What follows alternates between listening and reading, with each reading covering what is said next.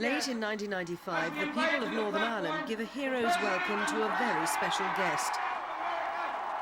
But United States President Bill Clinton knew the rapture was not on his personal account. It was because he brought hope for an enduring peace after decades of murderous violence that was threatening to break out again after a 12-month ceasefire.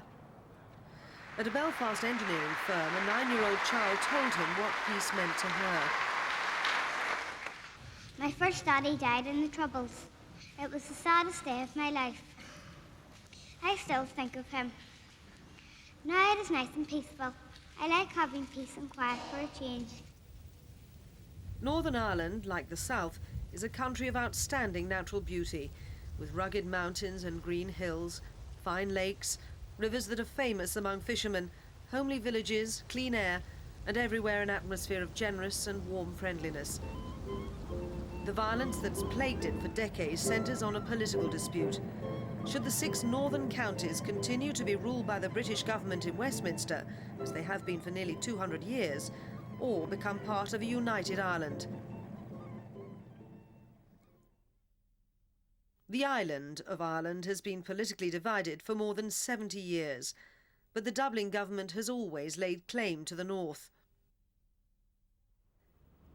Belfast, capital of what's known as the British province of Northern Ireland. Its 1.5 million people are deeply divided in both politics and religion. About 56% are Protestants and 38% Roman Catholics. Most Catholics are Republicans who believe all Ireland should be one. Most Protestants are passionately loyal to the British Crown and determined to remain under the Westminster government. We can come together as a congregation of your people. History has bedeviled attempts at reconciliation. Bitterness at injustice, outrage at terrorism, and on both sides a seemingly implacable will for revenge have effectively ruled out all chance of dialogue. Councillor MP, twice Lord Mayor of Belfast, is a member of the dominant group, the Ulster Unionist Party. A unionist is a person who believes that this country is part of the nation state of the United Kingdom of Great Britain and Northern Ireland. In other words, we mean union with Great Britain.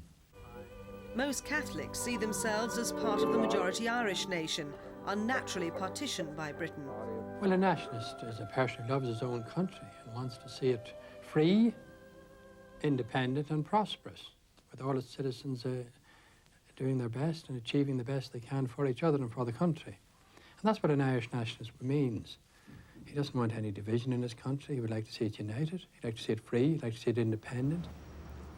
Extremist groups on both sides seized on the religious differences as a way of widening the political divide and to justify the killing and bombing campaigns they inflicted on Northern Ireland during more than a quarter of the century.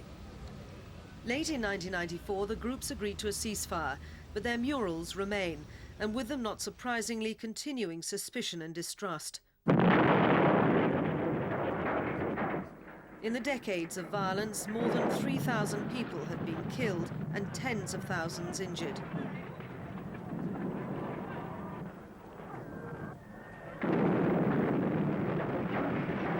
Public figures and ordinary citizens alike were gunned down. Property damage was estimated in hundreds of millions of dollars. Big businesses and small were both targeted. Most of the violence was in the province, but it spread also to mainland Britain and into the Irish Republic. And yet, the brave hands that, despite all setbacks, kept trying to span the divide, won their reward at last. Stormont Castle, once seat of the Northern Irish Parliament. Here in May 1995, a British government minister and his advisers met a Republican Sinn Féin delegation for talks. It was a prelude to higher-level talks in Washington later that month. It gave me the opportunity to say that Sinn Féin had one means by which they really could assist the prosperity of Northern Ireland, and that was to make it abundantly clear that violence was over for good, so far as Republicans were concerned. The Sinn Féin president said the meeting had given both sides the chance to explain where they stood. I think we both come away from this meeting with an understanding of each other's position. I outlined my view that as an Irish Republican, we aim to see an end to British rule in our country and a new and agreed Ireland. And we accept that others have a different view. So we need to move forward into all-party talks to bring about fundamental political and constitutional change. Britain has now ended armed street patrols, but will not deal formally with Sinn Féin until its paramilitary associate, the Irish Republican Army, the IRA, surrenders some arms. We're not looking for surrender. We're not looking for a situation which is predicated by a view of defeat or victory on one side or the other. We're looking to take arms out of the equation, and if there are ways of doing that which are more acceptable than others, but which are credible and fulfil the principles we've set out, then we want to look at them. People from both sides of the old divide have in fact already started working together. The political and religious differences are still there, but working together for the good of the community they're both part of is increasingly seen as the way forward. In May 1993, the centre of this typical small northern town, Portadown, was devastated by a bomb. Far from dividing the community, it inspired the residents to join forces in a combined effort to rebuild. They founded Portadown 2000 to plan and oversee the work. A number of professional and commercial people from the community got together to create a cross-community company to regenerate economic activity in the town of Portadown, and in particular in the commercial centre. Britain invests some $5 billion a year in Northern Ireland's economy. With additional funding from the European Union and other international bodies, it's helped establish new industries and create jobs that build on the province's excellent infrastructure and highly qualified workforce. A further bonus of the months of ceasefire is that it's reversed the strong tide of emigration that was taking the best qualified young people abroad in search of better prospects. The police, no longer backed up by troops or needing heavy body armour, say they can respond to calls quicker now.